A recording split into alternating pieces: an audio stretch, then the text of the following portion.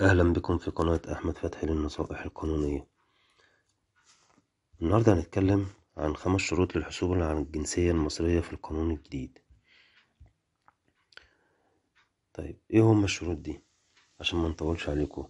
رقم 1: لكل من ولد في مصر لأب أصله مصري متى طلب التجنس بالجنسية المصرية بعد جعل إقامته العادية في مصر وكان بالغا سن الرشد عند تقديم الطلب.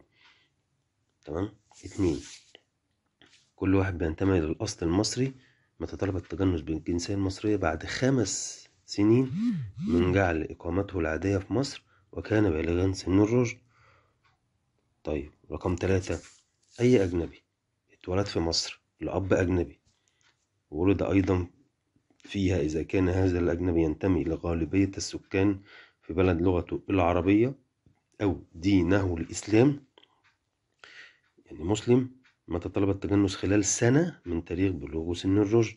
طب رقم 4: أي أجنبي اتولد في مصر وكانت الإقامة بتاعته عادية فيها وعند بلوغ سن الرشد متى طلب خلال سنة من بلوغ سن الرشد التجنس بالجنسية المصرية وتوفرت فيه الشروط الآتية: أن يكون سليم العقل غير مصاب بعاهة تجعله عالة على المجتمع، أن يكون حسن السلوك محمود السمعة ولم يسبق له الحكم عليه بعقوبة جناية أو بعقوبة مقيدة للحرية في جريمة مخلة بالشرف ما لم يكن قد رد إليه اعتباره، وأن يكون ملما باللغة العربية، وكمان يكون له وسيلة مشروعة للكسب.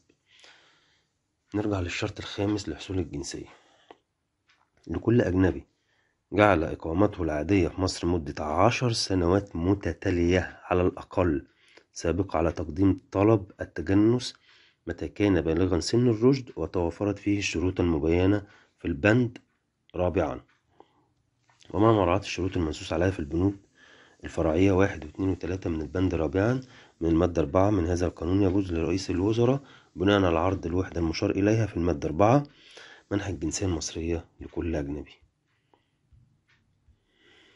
تابعونا في القناة، إن شاء الله هتلاقوا النصائح القانونية والنصائح العقارية، وما تنسوش الاشتراك.